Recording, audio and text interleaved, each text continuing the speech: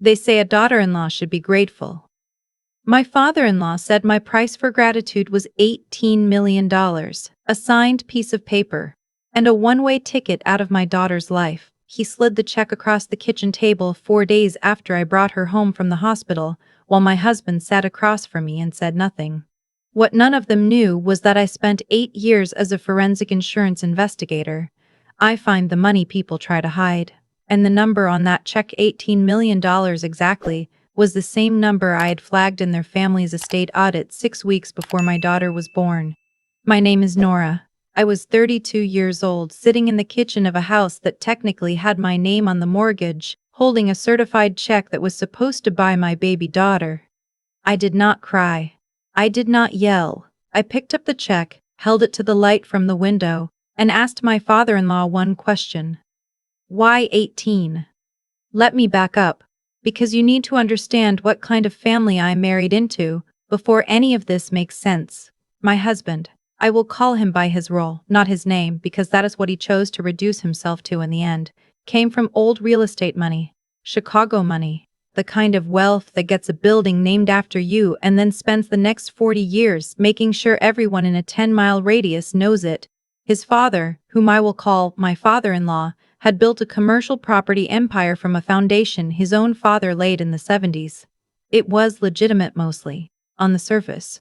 When I married into this family 3 years ago, I knew they were difficult. My mother-in-law had died years before I arrived, so the family was just my father-in-law, my husband, and his older sister, a quiet, careful woman I genuinely liked, who had learned to survive her father's control by becoming invisible.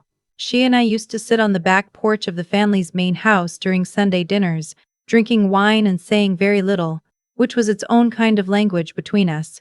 My father-in-law never liked me. He said it nicely at first. Comments about how I worked too many hours, how my job was not exactly glamorous, how a woman in my position should be thinking about stability, rather than chasing insurance fraud across 3 states. He meant I was not what he had envisioned for a son. I was from Indiana. I went to a state school. My family drove sensible cars and ate dinner at the kitchen table and did not have a legacy to protect. But I was good at what I did. Exceptionally good. And 8 years of following hidden money trails had made me extremely patient and extremely quiet and very good at knowing when something did not add up. Something in that family had not added up for about a year before my daughter was born. I was 7 months pregnant when I first noticed it. My father-in-law had asked my husband to co-sign a refinancing agreement on 3 of the commercial properties. It was routine, he said. Market rates, standard restructuring. My husband brought the documents home one evening and left them on the dining room table while he went to shower, and I, because I am who I am, sat down and read them.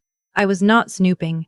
The papers were sitting open in my own dining room, and what I found, buried in the restructuring terms, was a distribution clause that funneled a specific sum into a family discretionary trust. The sum was $18 million. It was described as a legacy reserve, and it had been quietly moved from the operating accounts of the property company over a period of 4 years in increments small enough not to trigger automatic review thresholds. Small enough. But not small enough for me. I did not say anything that night. I took photographs of the relevant pages with my phone, emailed them to my own encrypted work account, and then made myself a cup of tea and went to bed. My husband came downstairs later and asked if I had looked at the papers. I glanced at them, I said. Standard stuff. He signed them the next morning. I kept working. I kept the photographs. And when my daughter was born 4 weeks early after a difficult labor, I pushed every bit of that information to the back of my mind and focused on keeping both of us alive. She was fine. I was fine. We came home on a Thursday. My father-in-law came over on Monday. He sat down at the kitchen table like he owned it, because in his mind he essentially did. My husband sat across from me. Neither of them offered to hold the baby, who was asleep in the bassinet 6 feet away. My father-in-law folded his hands and told me, in the measured tone of a man who had rehearsed this, that the family had made a decision. My husband and I were not well suited. The marriage had been a mistake. He was not angry. He said that specifically, as though his lack of anger was a gift. But he needed me to understand that certain things needed to be done properly. He slid the check across the table. $18 million. Certified. Drawn from a private account I had never seen before. The divorce papers are already drafted, he said. Standard terms. You keep the check, you waive any claim to the property assets, and you relinquish physical custody of the baby. We will make sure she is cared for. You can restart your life. You are young. You are capable. This is generous. I looked at my husband. He was looking at the table. Did you know about this? I asked him. He didn't answer. Which was its own answer.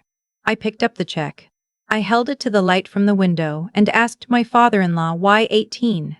Why that number exactly? He blinked. It is a fair valuation of your. It is the exact amount sitting in the Legacy Reserve Trust that you moved from the operating accounts between 2019 and 2023, I said. I know, because I read the refinancing documents you asked my husband to sign, and I photographed them. The kitchen was very quiet. My daughter made a small sound in her sleep. I am not signing anything tonight, I said, setting the check back on the table.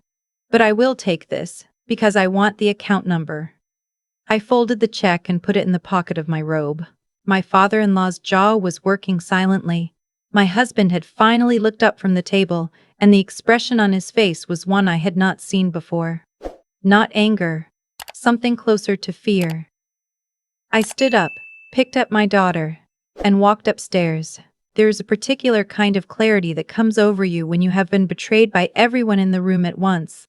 I have heard other women describe it as numbness or shock or grief. For me, it felt more like focus, like the moment before you pull a loose thread on a sweater and you know, with complete certainty, that the whole thing is going to unravel. I sat in the nursery with my daughter and called the one person I trusted completely.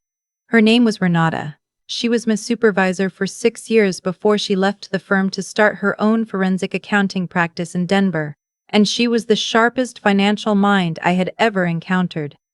She answered on the second ring. I need a favor, I said, and I need you to not ask me how I am doing first.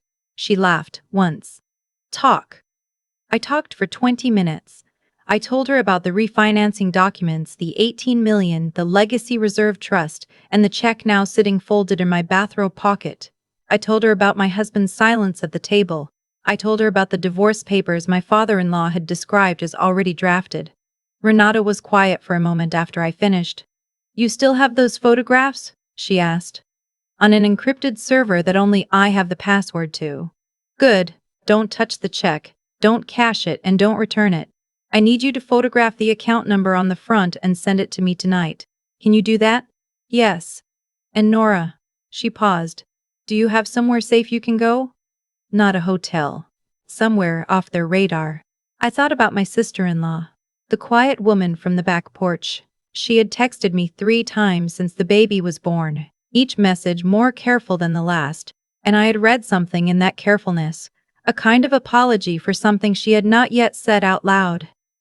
I might, I said, figure it out tonight. You have time, but not a lot of it. I texted my sister-in-law at 11 o'clock that night. I kept it simple.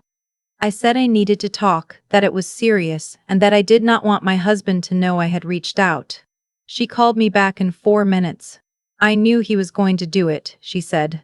Her voice was flat and exhausted, the way voices get when someone has been dreading a phone call for a long time. I told him it was wrong. He said it was a business decision. Your father? Yes. And your brother knew. She was quiet for a beat. He knew it was being discussed. I don't think he knew the timeline. That was a careful way of saying yes. I asked her if I could stay with her for a few days. She said she would have the guest room ready by morning. She also said, and this was when I understood that she had been preparing for this conversation too, that she had a friend. A colleague of her husband's, actually. A family law attorney named Joel who had, she said very carefully, already looked at the family trust documents in connection with her own estate planning, and who had found some things she thought I should know about. How long have you been planning this? I asked her. Since I found out you were pregnant, she said.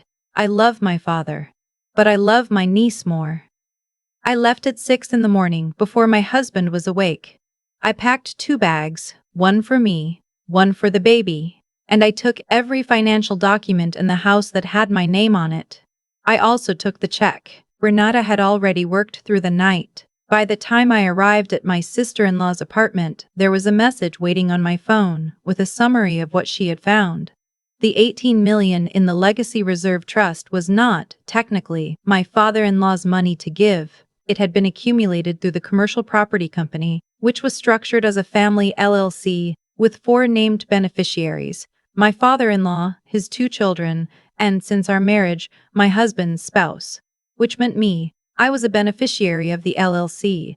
I had been since the day we married. No one had ever told me. My father-in-law had been siphoning funds into the discretionary trust for 4 years in anticipation of exactly this scenario, removing me from the family before I could make any claim. The refinancing documents my husband had signed were part of that mechanism. By co-signing, my husband had inadvertently, or perhaps deliberately, helped transfer those assets in a way that was designed to cut me out. But he had co-signed after we were already married, which meant the transfer had taken place while I was a named beneficiary, which meant it was, at minimum, a serious breach of fiduciary duty, and at maximum, something the Illinois Attorney General's office would find very interesting. Joel confirmed all of this over coffee in my sister-in-law's kitchen, while my daughter slept in a borrowed bouncy chair, and the morning light came through the window at a gentle, ordinary angle that had nothing to do with the enormity of what we were discussing. "You are not without options," Joel said. He was precise and unhurried, the kind of lawyer who lets silence do the work. "The question is, what outcome you want." I thought about that. I thought about my daughter asleep in the bouncy chair. I thought about the check in my bag and the account number Renata had already traced back to a holding company my father-in-law had incorporated in Nevada in 2020. "I want my daughter," I said. "Everything else is secondary." Joel nodded. "Then let's start there." What happened over the next 10 days was not dramatic in the way people imagine these things. There was no confrontation in a marble lobby. There was no moment where I swept into a room and delivered a speech while everyone stared. The work was quiet. It was documents and phone calls and long evenings at my sister-in-law's kitchen table cross-referencing numbers with Renata, who had flown in from Denver because, she said, she was not going to let me fight a real estate empire on a conference call. My husband reached out twice. The first time was a text asking where I was. I did not reply. The second time was a voicemail in which he said he wanted to explain that things had gotten out of hand, that his father had moved faster than expected. He sounded genuinely distressed. I listened to it once and then filed it in the folder labeled Evidence Husband's Statements. My father-in-law did not reach out, which told me he was still confident. He believed the offer had been generous and that I would eventually accept it because what else was I going to do? I was a new mother from Indiana with 2 packed bags and a baby in a borrowed bouncy chair. He had never bothered to find out what I actually did for a living. On the 9th day, Joel filed. He filed a motion contesting the validity of the asset transfer in probate court, citing my status as a named LLC beneficiary and the timing of the refinancing co-signature. He simultaneously filed my petition for divorce on fault grounds, citing financial misconduct and the recorded coercion attempt, because what my father-in-law had done in that kitchen, putting an $18 million check on a table and telling a postpartum mother to leave her baby, had been recorded. The baby monitor in the kitchen had audio. I had turned it on before he arrived. I had not planned that specifically. I turned the monitor on out of habit, because the baby had been in the kitchen for the first hour and I wanted to be able to hear her from upstairs. But I had remembered it was running when my father-in-law sat down, and I had made a choice, in that moment, not to turn it off. 8 years of following money trails. You develop certain instincts. Joel sent a copy of the audio file to my father-in-law's attorney, along with the filing. He told them, in the precise and unhurried way that was apparently just his natural register, that if the family chose to contest the motion rather than negotiate a settlement, the audio would be submitted as evidence in open court, and that he had already been in contact with a journalist at a Chicago financial publication who covered real estate litigation and had expressed significant interest in the story. My father-in-law called his attorney 4 times that afternoon. I know this because his attorney called Joel 4 times. On the 10th day, they asked to meet. We met in a conference room in Joel's office building. My father-in-law arrived with 2 lawyers and my husband, who looked like he had not slept in a week. My sister-in-law did not come. She had asked to be kept out of the formal proceedings to protect her own position, but she had been the one to locate in the family's original property trust documents from 1987 a clause that her grandfather had written specifically to prevent any single family member from unilaterally liquidating shared assets. A clause my father-in-law had apparently forgotten existed, or hoped no one would find. I sat across from my father-in-law and waited for him to speak first. He was a man who expected rooms to rearrange themselves around his authority, and so I gave him the room and let him arrange it. And when he was finished explaining that this was all a misunderstanding, that the check had been a goodwill gesture, that no one had intended any coercion, I opened the folder in front of me and slid a single document across the table. It was Renata's financial analysis. 47 pages. Every irregular transfer, every misallocated distribution, every year of the 4-year fund movement laid out in clear columns with source accounts, dates, and amounts. He looked at it. He looked at me. I am a forensic insurance investigator, I said. I have been doing this for 8 years. I find the money people hide. You handed me the account number yourself. One of his lawyers put his hand on my father-in-law's arm. The negotiation took 3 hours. It was not pleasant. But my father-in-law was, above all else, a man who had spent his life protecting the family name, and the arithmetic of what would happen to that name if this went to open court. The audio recording, the 47-page financial analysis, the 1987 clause, the journalist waiting at her desk, was not arithmetic he could argue with. He was not a man who had ever lost before. But he understood numbers. The settlement gave me full legal and physical custody of my daughter. It gave me my percentage share of the LLC assets, properly calculated without the 4 years of misdirection, and it gave her a trust in her name that her grandfather was required to fund, ironically from the same legacy reserve he had built to keep us out. My husband received a divorce without fault-finding on his part, which was the one concession I made that cost me something because I believed, and still believe, that his silence at that kitchen table was its own kind of harm. But his sister had asked me quietly the night before the final signing whether I could find it in myself to give him that, not for him, for her. Because she still had to share Sunday dinners with him, and the weight of a family disintegrating around you is heavy enough without adding contempt proceedings to it. I said yes. It was the most generous thing I did in that entire process, and also possibly the most strategic, because it meant his sister remained a willing source of information for the duration of the LLC dispute, which lasted 8 more months and ended with my father-in-law stepping down from the managing partner role and my daughter's trust intact. The last thing I heard about my father-in-law came to my sister-in-law, about 6 months after everything concluded. The building he had most prided himself on, the one with the family name on the east-facing facade in letters that had been there since 1991, had been sold as part of the LLC restructuring. The new owners had no interest in the signage. The name came down on a Wednesday morning. My sister-in-law sent me a photograph. I looked at it for a long time, not because I felt triumph exactly, but because there is something clarifying about watching a name disappear from a building, something that reminds you that all the things people use to make themselves feel permanent are temporary. The money, the name above the door. The idea that love is something you can place a dollar figure on and slide across a kitchen table. None of it lasts. I live in a different city now, not far. I want it to be accessible for my sister-in-law, who has become, genuinely, one of my closest friends. My daughter is healthy, she is loud and stubborn and has extremely strong opinions about which sippy cup she will accept, which tells me she's going to be fine. I still work. I work for myself now. I opened my own practice about 4 months after the settlement, for the same reason I gave Renata seed capital to expand her Denver office, because the experience of being underestimated by people with resources had reminded me, very clearly, of what I wanted my professional life to be. I take cases I believe in. I set my own hours. When a client condescends to me in an initial consultation, I end the meeting and move on, because I have learned that the only people worth working with are the ones who understand that competence does not announce itself. My father-in-law tried to call me once, about 4 months after the final settlement, on an evening in early November. I did not recognize the number. He was calling from a landline at a residence I did not have on file. I let it go to voicemail. He did not leave a message. I did not call back. People sometimes ask me, women mostly, who have found themselves in variations of the same situation, sitting across a table from someone who has decided their value can be named and paid out.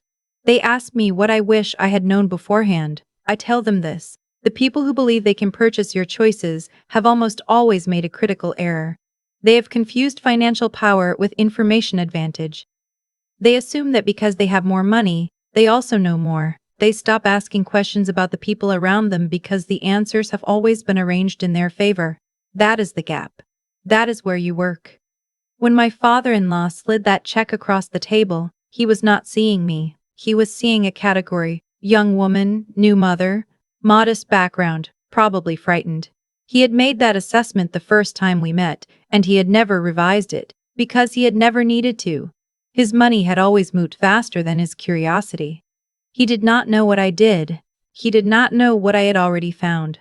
He did not know that the account number printed on the bottom of that check was the thread I needed, and that I had been waiting, without knowing exactly what I was waiting for someone to hand it to me.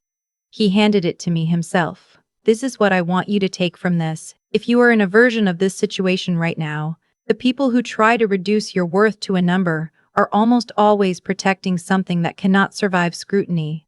Let them feel confident. Let them make their offer. Let them believe you are too frightened or too tired or too overwhelmed to look closely, and then look closely. You do not need to be a forensic investigator to do this. You need to be patient and honest and willing to sit with the discomfort of knowing something you cannot yet act on until the moment arrives when you can. That moment always comes. It usually comes because they bring it to you. Protect what matters first. Protect your children. Protect your safety. Protect your ability to think clearly. Then, when you are steady, do the work. The numbers do not lie. They never have. And the people who built their power on hidden numbers are always, in the end, undone by someone who knows how to read them. My daughter is asleep in the next room. Outside the window, it is an ordinary evening. Quiet street, late light, the sound of a neighbor's dog somewhere down the block. She will never know the kitchen table. She will never sit across from someone who assigns her a price. That is not a hope, that is a calculation I have already made, and the outcome is guaranteed. I made sure of it. I have thought a lot about the moment my father-in-law slid that check across the table. Not with anger anymore. That burned off a long time ago. But with something closer to clarity. Because what he did in that kitchen was not just a threat. It was a confession. It told me exactly what he believed about me, and exactly how little he had ever bothered to find out who I actually was. That is the thing about people who have operated from a position of power for a very long time. They stop being curious. They make an assessment early. This person is manageable. This person is beneath me. This person will take the money because what else would she do? And they never revise it.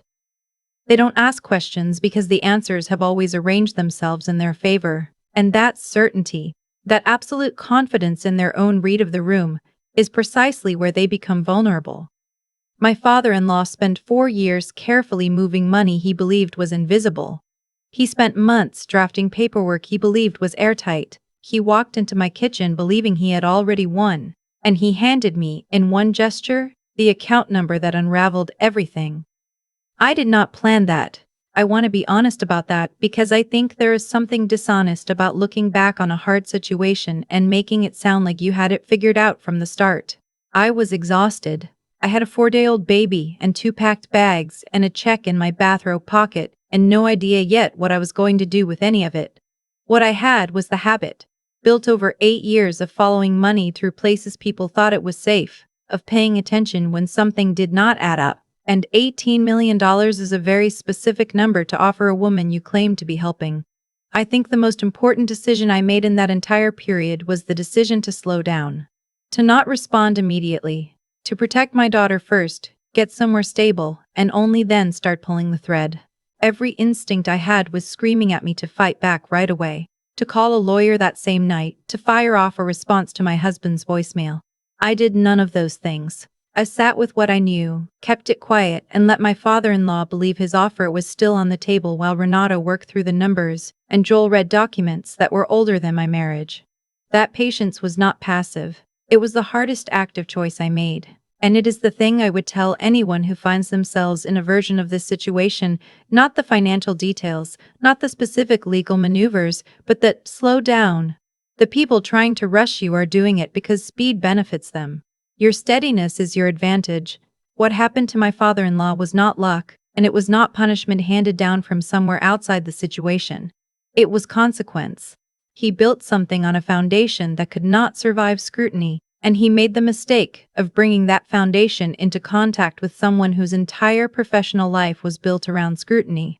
The outcome followed directly from the choices he made, including the choice to never find out who I was.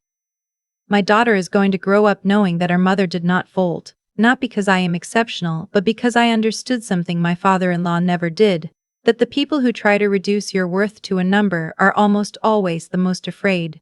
The money is not confidence, the money is a wall.